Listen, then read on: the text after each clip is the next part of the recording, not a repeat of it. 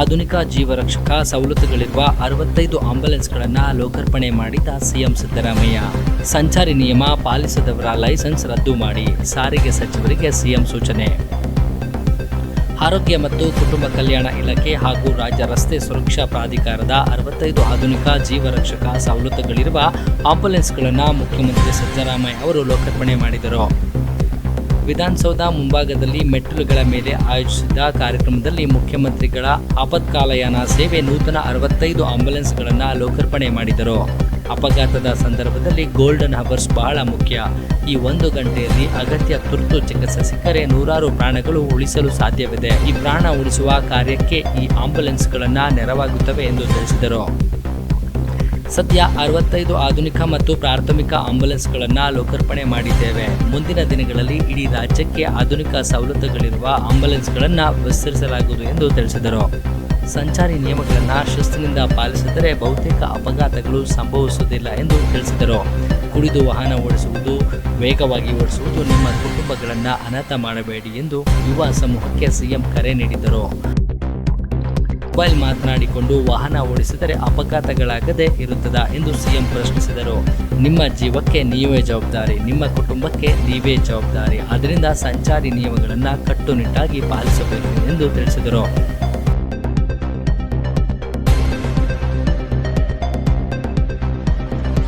ಆಧುನಿಕ ಜೀವರಕ್ಷಕ ಸವಲತ್ತುಗಳಿರುವ 65 ಆಂಬ್ಯುಲೆನ್ಸ್ಗಳನ್ನು ಲೋಕಾರ್ಪಣೆ ಮಾಡಿದ ಸಿಎಂ ಸಿದ್ದರಾಮಯ್ಯ. ಸಂಚಾರಿ ನಿಯಮ ಪಾಲಿಸದವರ ಲೈಸೆನ್ಸ್ ರದ್ದು ಮಾಡಿ ಸಾರಿಗೆ ಸಚಿವರಿಗೆ ಸಿಎಂ ಸೂಚನೆ. ಆರೋಗ್ಯ ಮತ್ತು ಕುಟುಂಬ ಕಲ್ಯಾಣ ಇಲಾಖೆ ಹಾಗೂ ರಾಜ್ಯ ರಸ್ತೆ ಸುರಕ್ಷಾ ಪ್ರಾಧಿಕಾರದ 65 ಆಧುನಿಕ ಜೀವರಕ್ಷಕ ಸವಲತ್ತುಗಳಿರುವ ಆಂಬ್ಯುಲೆನ್ಸ್ಗಳನ್ನು ಮುಖ್ಯಮಂತ್ರಿ ಸಿದ್ದರಾಮಯ್ಯ ಅವರು ಲೋಕಾರ್ಪಣೆ ಮಾಡಿದರು. ವಿಧಾನಸೌಧ ಮುಂಭಾಗದಲ್ಲಿ ಮೆಟ್ಟಿಲುಗಳ ಮೇಲೆ ಆಯೋಜಿಸಿದ್ದ ಕಾರ್ಯಕ್ರಮದಲ್ಲಿ ಮುಖ್ಯಮಂತ್ರಿಗಳ ಆಪತ್ಕಾಲಯಾನ ಸೇವೆ ನೂತನ 65 ಆಂಬ್ಯುಲೆನ್ಸ್ಗಳನ್ನು ಲೋಕಾರ್ಪಣೆ ಮಾಡಿದರು. ಅಪಘಾತದ ಸಂದರ್ಭದಲ್ಲಿ ಗೋಲ್ಡನ್ ಹವರ್ಸ್ ಬಹಳ ಮುಖ್ಯ. ಈ 1 ಗಂಟೆಯಲ್ಲಿ ಅಗತ್ಯ ತುರ್ತು ಚಿಕಿತ್ಸೆ ಸಿಕ್ಕರೆ ನೂರಾರು ಪ್ರಾಣಗಳು ಉಳಿಸಲು ಸಾಧ್ಯವಿದೆ. ಈ ಪ್ರಾಣ ಉಳಿಸುವ ಕಾರ್ಯಕ್ಕೆ ಈ ಆಂಬ್ಯುಲೆನ್ಸ್ಗಳನ್ನು ನೆರವಾಗುತ್ತವೆ ಎಂದು ತಿಳಿಸಿದರು. ಸದ್ಯ 65 ಆಧುನಿಕ ಮತ್ತು ಪ್ರಾಥಮಿಕ ಆಂಬ್ಯುಲೆನ್ಸ್ಗಳನ್ನು ಲೋಕಾರ್ಪಣೆ ಮಾಡಿದ್ದೇವೆ. ಮುಂದಿನ ದಿನಗಳಲ್ಲಿ ಇಡೀ ರಾಜ್ಯಕ್ಕೆ ಆಧುನಿಕ ಸವಲತ್ತುಗಳಿರುವ ಆಂಬ್ಯುಲೆನ್ಸ್ಗಳನ್ನು ವಿಸ್ತರಿಸಲಾಗುವುದು ಎಂದು ತಿಳಿಸಿದರು. ಸಂಚಾರಿ ನಿಯಮಗಳನ್ನು ಶಿಸ್ತಿನಿಂದ ಪಾಲಿಸಿದರೆ ಬಹುತೇಕ ಅಪಘಾತಗಳು ಸಂಭವಿಸುವುದಿಲ್ಲ ಎಂದು ತಿಳಿಸಿದರು. ಕುಡಿದು ವಾಹನ ಓಡಿಸುವುದು, ವೇಗವಾಗಿ ಓಡಿಸುವುದು ನಿಮ್ಮ ಕುಟುಂಬಗಳನ್ನು ಅನಾಥ ಮಾಡಬೇಡಿ ಎಂದು ಯುವ ಸಮೂಹಕ್ಕೆ ಸಿಎಂ ಕರೆ ನೀಡಿದರು.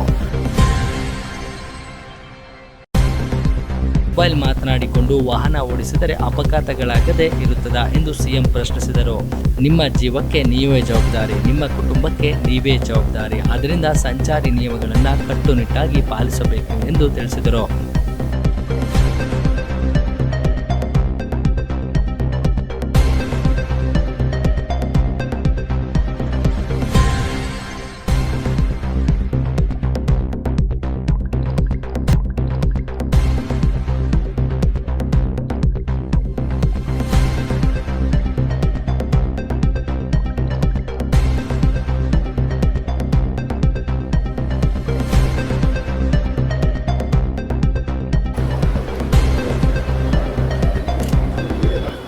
ಈ ಕಾರ್ಯಕ್ರಮದ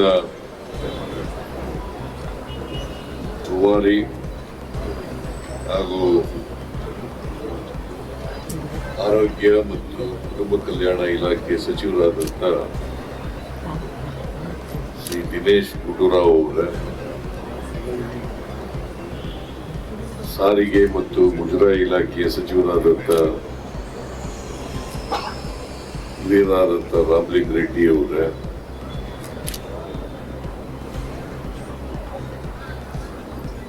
ಗ್ಯಾರಂಟಿ ಯೋಜನೆಗಳ ಅನುಷ್ಠಾನ ಸಮಿತಿಯ ರಾಜ್ಯ ಘಟಕದ ಅಧ್ಯಕ್ಷರಾದಂಥ ಎಚ್.ಎಂ. ರೇವಣ್ಣ ಅವರ,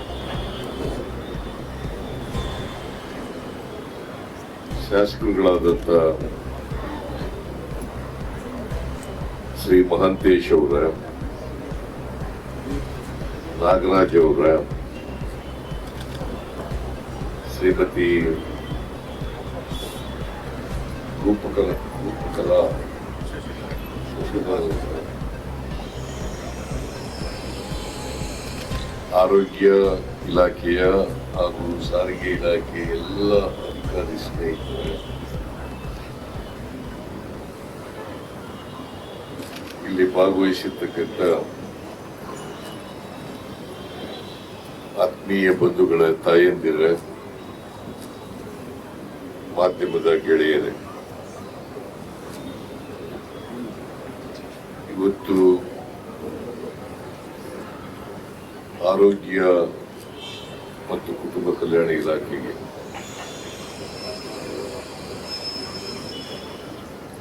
ಅರವತ್ತೈದು ಆಂಬುಲೆನ್ಸ್ಗಳು ಸೇರ್ಪಡೆ ಆಗ್ತಾ ಇದ್ದಾವೆ. ಅವುಗಳನ್ನ ಲೋಕಾರ್ಪಣೆ ಮಾಡತಕ್ಕಂಥ ಕಾರ್ಯಕ್ರಮ ಈಗಾಗಲೇ ದಿನೇಶ್ ಗುಂಡೂರಾವ್ ಅವರು, ರಾಮಲಿಂಗ ರೆಡ್ಡಿ ಅವರು ಈ ಕಾರ್ಯಕ್ರಮದ ಉದ್ದೇಶವನ್ನ ಪ್ರಸ್ತಾಪ ಮಾಡಿದ್ದಾರೆ. ನಾನು ಹೆಚ್ಚು ಮಾತಾಡಲಿಕ್ಕೆ ಹೋಗಲ್ಲ. ಈ ಲೋಕಾರ್ಪಣೆ ಕಾರ್ಯಕ್ರಮ ಇದನ್ನ ಅತ್ಯಂತ ಸಂತೋಷದಿಂದ ಉದ್ಘಾಟನೆ ಮಾಡಿ ಈ 65 ತುರ್ತು ಚಿಕಿತ್ಸಾ ಆಂಬುಲೆನ್ಸ್ಗಳನ್ನ ಆರೋಗ್ಯ ಮತ್ತು ಕುಟುಂಬ ಇಲಾಖೆಗೆ ಜಿಲ್ಲಾ ಮತ್ತು ತಾಲೂಕು ಆಸ್ಪತ್ರೆಗಳು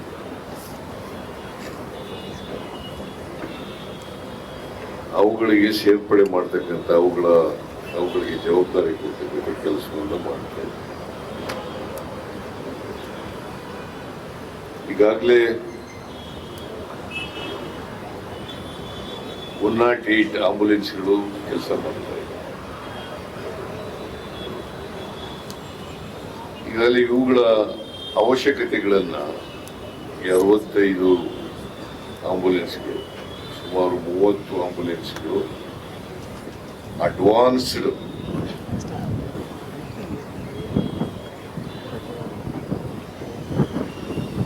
ಅವು ಜೀವರಕ್ಷಕಗಳು, ಅಡ್ವಾನ್ಸ್ಡ್ ಜೀವರಕ್ಷಕ. ಇನ್ನು ಉಳಿದಂಥವು 35 ಹೆಚ್ಚು ಆಂಬುಲೆನ್ಸ್ಗಳು ಬೇಸಿಕ್ ಲೈಫ್ ಸಪೋರ್ಟ್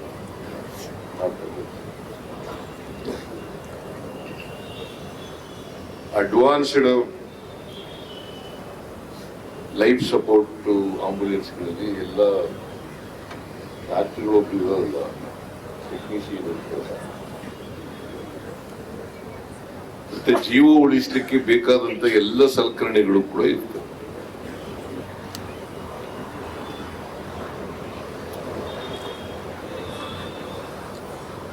ಈ ಬೇಸಿಕ್ ಲೈಫ್ ಸಪೋರ್ಟ್ ನಲ್ಲಿ ventilator, advanced life support ventilator ಇವುಗಳಲ್ಲಿ ಇರಲ್ಲ. ಸೊ ಇವು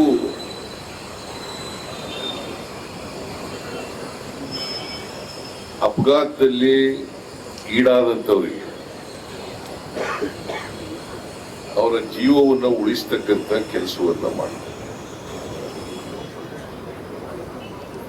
ನಿಮ್ಗೆ ಗೊತ್ತಿದೆ, ಈಗಾಗಲೇ ಹೇಳಿದ್ರು ದಿನೇಶ್ ಗುಂಡೂರಾವ್, ರಸ್ತೆ ಅಪಘಾತಗಳು ಕರ್ನಾಟಕದಲ್ಲಿ ಸುಮಾರು 40,000 ನಡೀತವೆ. ಅದರಲ್ಲಿ ಸುಮಾರು 10,000 ಜನ ಪ್ರಾಣ ಕಳ್ಕೊಳ್ತಾರೆ. ದೊಡ್ಡ ಸಂಖ್ಯೆ, 40,000 ಜನಕ್ಕೆ ಅಪಘಾತಗಳಾಗ್ತಕ್ಕಂಥದ್ದು, 10,000 ಜನ ಪ್ರಾಣ ಕಳ್ಕೊಳ್ತಕ್ಕಂಥದ್ದು ದೊಡ್ಡ ಸಂಖ್ಯೆ.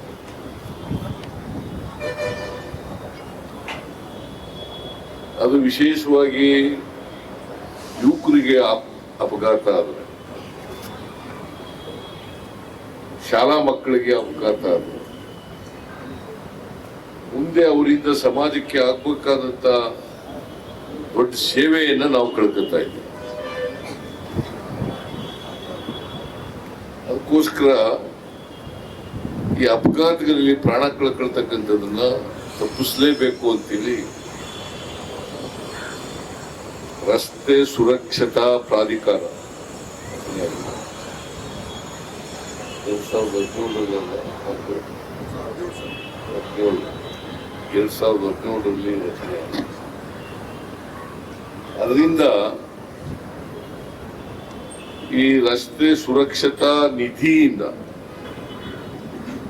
ವರ್ಷಕ್ಕೆ 45 ಕೋಟಿ ರೂಪಾಯಿಗಳನ್ನ ಆರೋಗ್ಯ ಇಲಾಖೆಗೆ ಕೊಡ್ತಾರೆ. ಅದರಲ್ಲಿ ಈ ಆಂಬುಲೆನ್ಸ್ಗಳನ್ನು ಕೊಂಡ್ಕೊಂಡಿರೋದು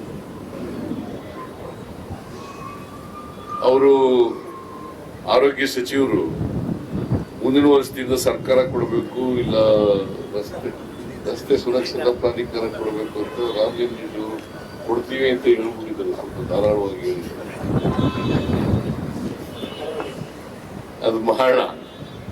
ಯಾಕಂತಂದ್ರೆ ಈ ರಸ್ತೆ ಅಪಘಾತದಲ್ಲಿ ಕಾಲ್ ಕಳ್ಕೊಳ್ತಾರೆ, ಜೀವ ಕಳ್ಕೊಳ್ತಾರೆ, ಹೆಡ್ ಇಂಜುರಿಗಳಾಗ್ತವೆ, ಬಹಳ ಕಷ್ಟ. ಆಮೇಲೆ ಇಡೀ ಜೀವಮಾನ ಎಲ್ಲ ನರಳಬೇಕಾದಂತ ಪರಿಸ್ಥಿತಿ ಕೆಲವು ಕಡೆ ಕೆಲವು ರೋಗಿಗಳಿಗೆ ನಿರ್ಮಾಣ.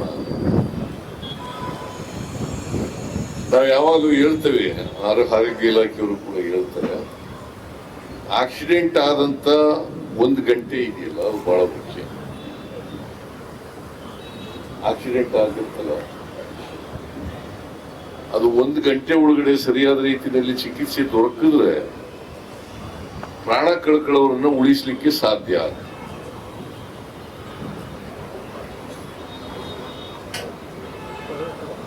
ಅದಕ್ಕೆ ಇಂಗ್ಲಿಷ್ನಲ್ಲಿ ಗೋಲ್ಡನ್ ಅವರ್ ಅಂತ ಕರೀತಾರೆ.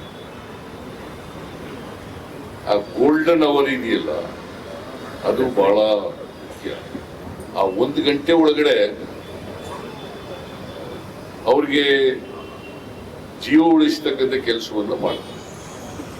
ಬೇಕಾದಂತ ವೆಂಟಿಲೇಟರ್ಗಳು, ಬೇರೆ ಪ್ರಾಥಮಿಕ ಚಿಕಿತ್ಸೆ, ಈ ಥರ ಎಲ್ಲ ಔಷಧಿಗಳು ಅವೆಲ್ಲವೂ ಕೊಡ್ತಕ್ಕಂಥ ಕೆಲಸವನ್ನ ಮಾಡಬೇಕು. ಹಾಗೆ ಮಾಡಿದಾಗ ಮಾತ್ರ ಪ್ರಾಣ ಉಳಿಸ್ಲಿಕ್ಕೆ. ನಿಮಗೆ ಹತ್ತಿರದ ಆಸ್ಪತ್ರೆ ತಗೊಂಡೋಗಿ, ಅಲ್ಲಿಂದ ಸೂಪರ್ ಸ್ಪೆಷಾಲಿಟಿ ಆಸ್ಪತ್ರೆ ತಗೊಂಡೋಗಿ ಬೇಕಾದ್ರೆ ಇದೆಲ್ಲ ಮಾಡಬೇಕಾದ್ರೆ. ಆಮೇಲೆ ಒಂದೊಂದು ಸಾರಿ ಶರೀರದ ಭಾಗಗಳೇ ಕಟ್ಟಾಗ್ಬಿಡ್ತವೆ. ಅನೇಕ ಜನರಿಗೆ ಕಾಲುಗಳೇ ಕಟ್ಟಾಗೋದು, ಕೈಗಳೇ ಕಟ್ಟಾಗೋದು, ತಲೆಗೆ ಹೆಡ್ ಇಂಜುರಿ ಆಗಿ ರಕ್ತಸ್ರಾವ ಆಗ್ತಕ್ಕಂಥದ್ದು ಇವೆಲ್ಲ ನಡೀತಾ ಇರ್ತವೆ. ಸೊ ಇಂಥ ಕೇಸ್ಗಳಲ್ಲಿ ನಮ್ಮ ಸರ್ಕಾರ ಇದನ್ನು ಮಾಡಬೇಕು. ಅದಕ್ಕೆ ಮುಖ್ಯಮಂತ್ರಿಗಳ ಆಪತ್ಕಾಲ ಯಾನ, ಆಪತ್ಕಾಲ ಯಾನ ಅದನ್ನ ಈ ಕಾರ್ಯಕ್ರಮ ರೂಪಿಸಿರ್ತಕ್ಕಂಥದ್ದೇ ಇದಕ್ಕೋಸ್ಕರ. ಈಗ 65 ಆಂಬುಲೆನ್ಸ್ಗಳನ್ನ ಲೋಕಾರ್ಪಣೆ ಮಾಡ್ತಾ ಇದ್ದೀವಿ. ಮುಂದಿನ ದಿನಗಳಲ್ಲಿ ಇಡೀ ರಾಜ್ಯ ವ್ಯಾಪಕವಾಗಿ ಇಡೀ ರಾಜ್ಯಕ್ಕೆ ಅದು ರಾಷ್ಟ್ರೀಯ ಹೆದ್ದಾರಿಗಳಿರ್ಬೋದು, ರಾಜ್ಯ ಹೆದ್ದಾರಿಗಳಿರ್ಬೋದು ಅಥವಾ ಜಿಲ್ಲಾ ರಸ್ತೆಗಳಿರ್ಬೋದು, ಎಲ್ಲ ರಸ್ತೆಗಳಲ್ಲೂ ಕೂಡ ಅಪಘಾತಗಳು ಸಂಭವಿಸ್ತಾ ಇರ್ತವೆ. ಅಪಘಾತಗಳು ಕಡಿಮೆ ಆಗ್ಬೇಕಾದ್ರೆ, ನಿಲ್ಬೇಕಾದ್ರೆ ನಾವು ಯಾರು ಸ್ಕೂಟರ್ ಓಡಿಸ್ತೀವಿ, ಕಾರ್ ಓಡಿಸ್ತೀವಿ, ಅವರೆಲ್ಲರೂ ಕೂಡ ಸ್ವಲ್ಪ ಎಂತಾದ್ರೂ ಸಂಚಾರಿ ನಿಯಮಗಳನ್ನ ಪಾಲನೆ ಮಾಡ್ತಕ್ಕಂಥ. ಬಹಳ ಜನ ಕುಡಿದ್ಬಿಟ್ಟು ಓಡಿಸೋದು, ಬಹಳ ಬೋರ್ಡ್ಗಳಾಕಿರ್ತಾರೆ, ಕುಡಿದು ವಾಹನವನ್ನು ಓಡಿಸುವುದು ಅಪಾಯಕಾರಿ ಅಂತ. ಅದು ನೋಡ್ಕೊಂಡೇ ಕುಡಿದ್ಬಿಟ್ಟು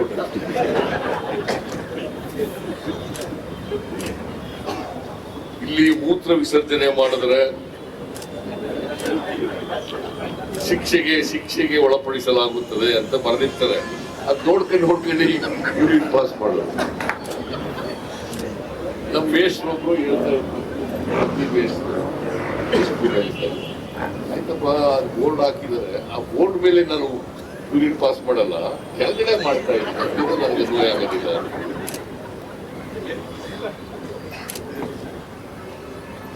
ನಮ್ಮ ಜನ ಇದಾರಲ್ಲ, ಚಾಪೆ ಕೆಳಗಡೆ ನುಗ್ಗು ಅಂತಂದ್ರೆ ಇಲ್ಲ, ನಾನು ರಂಗೋಲಿ ಕೆಳಗಡೆ ನುಗ್ಗುತ್ತೀನಿ. ಇದಕ್ಕೆ ಡಿಫೆನ್ಸ್ಗಳನ್ನ ಹುಡುಕ್ತಕ್ಕಂಥ ಕೆಲಸ ಮಾಡಿ ಅವೆಲ್ಲ ಬಿಟ್ಬಿಡಿ. ಇನ್ಮೇಲೆ ಈ ಸಂಚಾರಿ ನಿಯಮಗಳಿದಾವಲ್ಲ, ಅದನ್ನು ಪಾಲನೆ ಮಾಡ್ತಕ್ಕಂಥದ್ದನ್ನ ಎಲ್ಲರೂ ಕಲಿಬೇಕು. ಅವರು ಬಸ್ ಡ್ರೈವರ್ ಇರಲಿ, ಲಾರಿ ಡ್ರೈವರ್ ಇರಲಿ, ಮೋಟಾರ್ ಸವಾರರು ಇರಲಿ, ಅಥವಾ ಮತ್ತೆ ರಸ್ತೆ ಕ್ರಾಸ್ ಮಾಡೋರು ಇರಲಿ, ನಮ್ಗೆ ಗೊತ್ತಿರ್ತದೆ ಅಲ್ಲಿ ರಸ್ತೆ ಕ್ರಾಸ್ ಮಾಡಬೇಕು, ಯಾವ ಜಾಗದಲ್ಲಿ ಕ್ರಾಸ್ ಮಾಡಬೇಕು ಅಂತ ಬರ್ದಿರ್ತದೆ. ಅಂತ ರಸ್ತೆಗಳನ್ನು ಕ್ರಾಸ್ ಮಾಡೋದಕ್ಕೆ ಹೋಗೋದಿಲ್ಲ, ಸುಮ್ಮನೆ ಎಲ್ಲಿ ಅಲ್ಲಿ ಹೋಗ್ಬಿಡೋದು, ಅಥವಾ ಕುಡಿದ್ಬಿಟ್ಟು ಒಲಾಡ್ಕೊಂಡು ಹೋಗೋದು. ರಸ್ತೆ ಪೂರ ಏನ್ ರಸ್ತೆನೇ ಇವ್ರದು ಅನ್ನೋ ತರ ಓಡಾಡ್ತಾ ಇರ್ತಾರೆ, ರಸ್ತೆ ತುಂಬಾ ತಿರುಗಾಡ್ಕೊಂಡು ಹೋಗ್ತಾ ಇರ್ತಾರೆ. ಇಂಥವೆಲ್ಲ ಅದಕ್ಕೆ ಸಂಚಾರಿ ನಿಯಮಗಳನ್ನ ಈ ಪ್ರಾಧಿಕಾರ ಆಗಿರೋದೇ ಅದಕ್ಕೋಸ್ಕರ ಜಾಗೃತಿ ಮೂಡಿಸ್ಬೇಕು. ಈಗ ಇವರು ದುಡ್ಡು ಕೊಡೋದು ಯಾಕೆ? ರಸ್ತೆ ಸುರಕ್ಷತಾ ಪ್ರಾಧಿಕಾರದವರು ನಿಮಗೆ ಅಪಘಾತಗಳು ನಿಲ್ಬೇಕು, ಮತ್ತೆ ಅಪಘಾತಗಳು ಆಗದೇ ರೀತಿ ತಡಿಬೇಕು ಅಂತ ಕಾರಣಕ್ಕೋಸ್ಕರ ಸಂಚಾರಿ ನಿಯಮಗಳನ್ನ ಪಾಲನೆ ಮಾಡ್ತಕ್ಕಂಥದ್ದು ಪ್ರತಿಯೊಬ್ಬ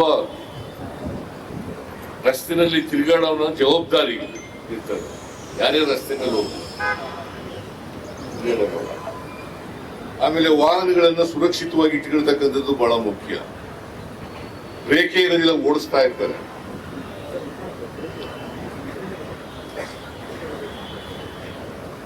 ಆಮೇಲೆ ರಸ್ತೆಗಳಲ್ಲಿ ಹೋಗುವಾಗ ಕಾರ್ ಡ್ರೈವರ್ ಎಂತದ್ದು ಸ್ಟೇರಿಂಗ್, ಯಾಕೆ ನನಗೆ ಕಾರ್ ಓಡಿಸೋದು ಬರಲ್ಲ. ಹಿಡ್ಕೊಳ್ಳೋದು, ಫೋನಲ್ಲಿ ಮಾತಾಡೋದು, ಮತ್ತೆ ಆಕ್ಸಿಡೆಂಟ್ ಆಗಿ ಏನ್ ಮಾಡ್ತಾರೆ? ಅದು ನಿಲ್ಲಿಸ್ಬಿಟ್ಟು ಮಾತಾಡಲ್ಲ, ಓಡಿಸ್ತಾ ಮಾತಾಡೋದು. ಇದೆಲ್ಲ ಕಡಿಮೆ ಮಾಡಬೇಕು, ಇವೆಲ್ಲ ನಿಲ್ಲಿಸ್ಬೇಕು. ಅದಕ್ಕೆ ಕಟ್ಟುನಿಟ್ಟಾಗಿ ರಸ್ತೆ ಸಂಚಾರಿ ಇದಾವಲ್ಲ, ರಸ್ತೆಯಲ್ಲಿ ಯಾರು ಚಲಿಸ್ತಾರೆ ಅವರೆಲ್ಲರೂ ಕೂಡ ನಿಯಮಗಳನ್ನ ಪಾಲನೆ ಮಾಡಬೇಕು. ಯಾವ ಕಾರಣಕ್ಕೂ ಕೂಡ ವೇಗವಾಗಿ ಓಡಿಸ್ಬೇಡಿ ಅಂತಂದ್ರೆ ಅದೇ ಥ್ರಿಲ್ಲು ಅವರಿಗೆ. 80 ಕಿಲೋಮೀಟರ್ ಓಡಿಸ್ರೆ ಅಂತ ಇದ್ರೆ ಅವರು 120 ಕಿಲೋಮೀಟರ್ಗಳು ಓಡಿಸೋದು.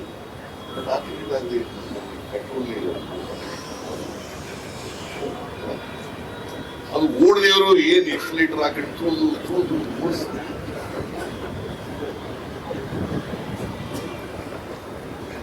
ಇದೆಲ್ಲ ಬಿಡ್ಬೇಕು.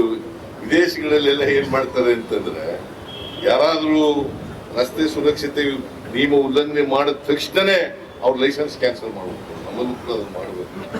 ಸಾರಿಗೆ ಸಚಿವರೇ, ಬರೀ ನೋಟಿಸ್ ಕೊಡ್ಬೇಡಿ, ಸಾರಿಗೆ ಕ್ಯಾನ್ಸಲ್ ಮಾಡ್ಬಿಡ್ರಿ. ಕೋರ್ಟ್ ಹೋಗಿ ಕೋರ್ಟ್ ಕ್ಯಾನ್ಸಲೇ ಮಾಡ್ಬಿಡ್ರಿ. ಕುಡಿದು ಬಿಟ್ಟು ಓಡಿಸಿದ್ರೆ, ಅತಿ ಸ್ಪೀಡಲ್ಲಿ ಓಡಿಸಿದ್ರೆ,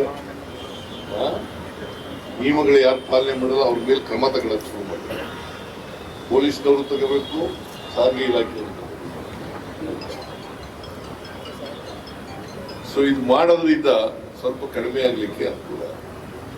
ನಾವು ಸರ್ಕಾರ ಏನೆಲ್ಲ ಮಾಡಿದ್ರು ಕೂಡ ಜನರ ಸಹಕಾರ ಇರ್ಬೇಕಲ್ಲ. ಜನರು ಕಾನೂನನ್ನ ಪಾಲನೆ ಮಾಡ್ತಕ್ಕಂಥದನ್ನ ಕಲಿಬೇಕಲ್ಲ. ಬಹಳ ಇದಾವೆ. ಈಗ ಮರ್ಡರ್ ಕೇಸ್ ಮಾಡಿದ್ರೆ ಜೀವಾವಧಿ ಶಿಕ್ಷೆ ಅಂತ ಇರ್ತದೆ, ಮರಣದಂಡನೆ ಅಂತ ಇರ್ತದೆ. ಅದು ಗೊತ್ತಿದ್ದು ಮರ್ಡರ್ ಮಾಡ್ತಾರೆ. ಪರವಾಗಿಲ್ಲ, ಅದ್ರಲ್ಲಿ ನಾನು ಜೈಲ್ಗೆ ಹೋದ್ರೂ ಪರವಾಗಿಲ್ಲ, ನೀನ್ ಮುಗಿಸ್ಬಿಡ್ತೀನಿ ಅಂತ. ಜೈಲ್ಗೆ ಹೋದ್ರೂ ಪರವಾಗಿಲ್ಲ, ನೀನ್ ಮುಗಿಸ್ಬಿಡ್ತೀನಿ ನಾನು ಅಂತ ಹೇಳೋದು. ಈ ತರದ ಭಾವನೆಗಳಿದಾವಲ್ಲ ಇದೆಲ್ಲ ಬಿಡಬೇಕಾಗ್ತದೆ. ಇವು ಬಿಟ್ಟರು ಮಾತ್ರ ನಾವು ಇಷ್ಟೇ ಆರೋಗ್ಯ ಇಲಾಖೆಯವರು ಏನೇ ಸಹಾಯ ಮಾಡಿದ್ರು ಕೂಡ ಅಂತಿಮವಾಗಿ ನೀವು ಕೂಡ ಕೋಆಪರೇಟ್ ಮಾಡಬೇಕಲ್ಲ. ನೀವು ಇದನ್ನೆಲ್ಲ ನಿಯಮಗಳನ್ನ ಪಾಲನೆ ಮಾಡಬೇಕಲ್ಲ. ಸೊ ಆದ್ರೂ ನಾವು ಸರ್ಕಾರ